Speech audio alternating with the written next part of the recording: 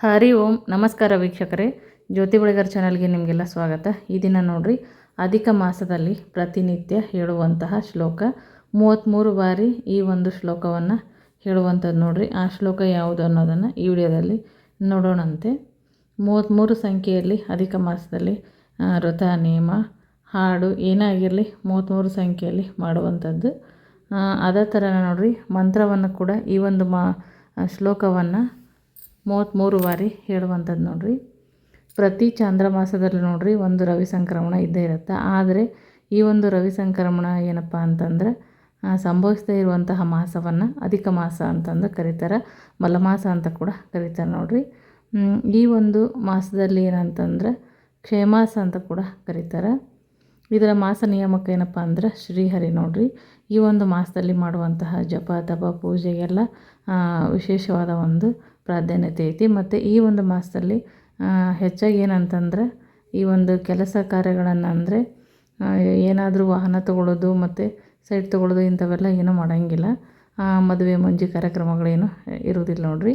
ಈ ಒಂದು ಮಾಸ ಏನಪ್ಪ ಅಂದರೆ ವಿಶೇಷವಾಗಿ ಬರೀ ಪೂಜೆ ಪುನಸ್ಕಾರಗಳಿಗೆ ಮೀಸಲಾಗಿರುವಂತಹ ಮಾಸ. ಈ ಒಂದು ಪೂಜೆ ಪುನಸ್ಕಾರ ವ್ರತಗಳಿಗೆಲ್ಲ ಏನಂದರೆ ನಮ್ಗೆ ವಿಶೇಷ ಫಲ ಸಿಗುತ್ತೆ ಈ ಒಂದು ಮಾಸದಲ್ಲಿ ಮಾಡೋದ್ರಿಂದ.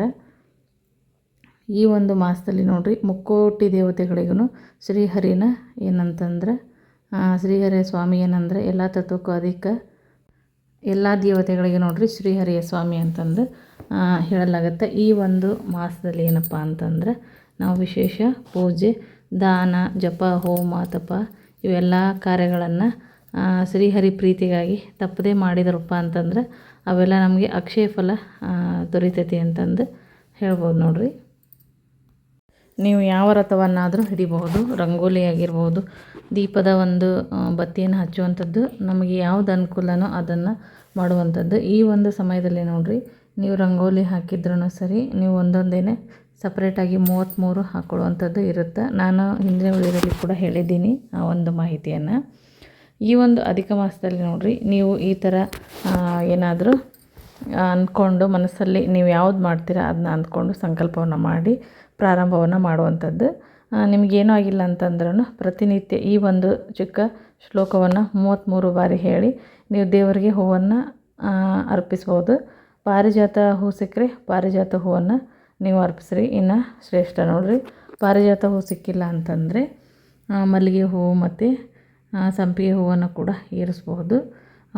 ಹೇಳ್ತಾ ಒಂದೊಂದು ಹೂವನ್ನು ನೀವು ಏರಿಸ್ಬೋದು. ಇಲ್ಲ ಅಂತಂದ್ರೆ ನೀವು ಬರೀ 33 ಬಾರಿ ಈ ಒಂದು ಶ್ಲೋಕವನ್ನು ಕೂಡ ಹೇಳ್ಕೊಬೋದು. ಶ್ಲೋಕ ಯಾವ ಥರ ಇದೆ ಅಂತ ನೋಡೋಣ ನೋಡ್ರಿ. ಪ್ರತಿನಿತ್ಯ ಕೂಡ ಇದನ್ನು 33 ಬಾರಿ ಹೇಳಿದ್ರೆ ಒಳ್ಳೆಯದು ನೋಡ್ರಿ. ಗೋವರ್ಧನಧರಂ ಒಂದೇ ಗೋಪಾಲಂ ಗೋಪರೂಪಿಣಂ ಗೋಕುಲೋತ್ಸವಮೀಶಾನಂ ಗೋವಿಂದಂ ಗೋಪಿಕಾ ಪ್ರಿಯಂ ಅಂತಂದು ಈ ಒಂದು ಶ್ಲೋಕ 4 ಲೈನ್ ಐತಿ ನೋಡ್ರಿ. ಇನ್ನೊಂದು ಸಲ ಹೇಳ್ತೀನಿ.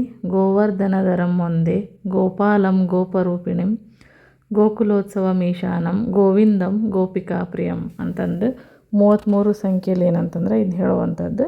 ಹೇಳ್ತಾ ನೀವು ಹೂವನ್ನು ಕೂಡ ಏರಿಸ್ಬೋದು ನೋಡ್ರಿ ದೇವರಿಗೆ.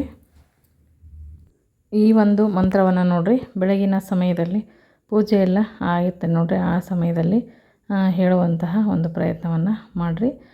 ಮತ್ತು ಈ ಒಂದು ವಿಡಿಯೋ ಇಷ್ಟ ಆಗಿತ್ತಪ್ಪ ಅಂತಂದರೆ ವಿಡಿಯೋಕ್ಕೊಂದು ಲೈಕ್ ಕೊಡಿರಿ. ಮತ್ತು ಇದಕ್ಕೆ ಸಂಬಂಧಪಟ್ಟಿರುವಂತಹ ಇನ್ನೊಂದಷ್ಟು ಮಾಹಿತಿಗಳನ್ನು ಮುಂದಿನ ವಿಡಿಯೋದಲ್ಲಿ ಹೇಳ್ತೀನಂತೆ. ವಿಡಿಯೋ ಇಷ್ಟ ಆಗಿದ್ದರೆ ವಿಡಿಯೋಕ್ಕೊಂದು ಲೈಕ್ ಕೊಡಿರಿ, ಶೇರ್ ಮಾಡಿರಿ, ಕಮೆಂಟ್ ಹಾಕಿರಿ. ಇನ್ನು ಯಾರು ನಮ್ಮ ಚಾನಲ್ಗೆ ಸಬ್ಸ್ಕ್ರೈಬ್ ಆಗಿಲ್ಲ ಸಬ್ಸ್ಕ್ರೈಬ್ ಆಗೋದನ್ನು ಮರಿಬೇಡ್ರಿ. ಮತ್ತೆ ಹೊಸ ಮಾಹಿತಿಯೊಂದಿಗೆ ಮುಂದಿನ ವಿಡಿಯೋದಲ್ಲಿ ಸಿಗ್ತೀನಿ. ವಿಡಿಯೋ ನೋಡಿದ್ದಕ್ಕಾಗಿ ಎಲ್ಲರಿಗೂ ಧನ್ಯವಾದಗಳು.